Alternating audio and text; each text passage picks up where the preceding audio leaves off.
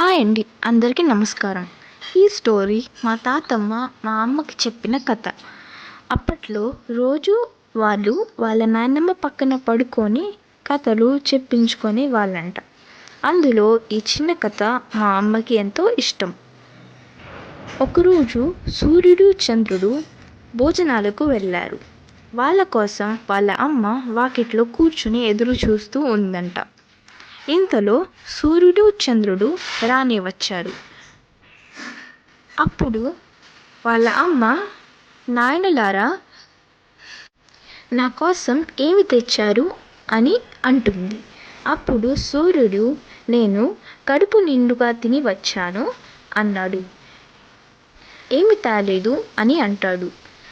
అప్పుడు చంద్రుడు, అమ్మ వెళ్ళి పళ్ళెం తెచ్చుకో అని అంటాడు. అమ్మ వెళ్ళి పళ్ళెం తెచ్చి చంద్రుడి ముందు పెడుతుంది. అప్పుడు చంద్రుడు చేతి గోళ్ళల్లోన అన్నంతో పాటు పంచపక్ష పరమాణాలు విదిలిస్తాడు. పళ్ళెం మొత్తం నిండిపోతుంది. అప్పుడు ఆమె ఎంతో సంతోషిస్తుంది. అప్పుడు సూర్యుడిని చంద్రుడిని ఈ విధంగా దీవిస్తుంది. నాకు ఏమీ తేకుండా వచ్చావు కాబట్టి నిన్ను చూడగానే కల్లాపు చల్లుతారు అని సూర్యుడిని దీవిస్తుంది.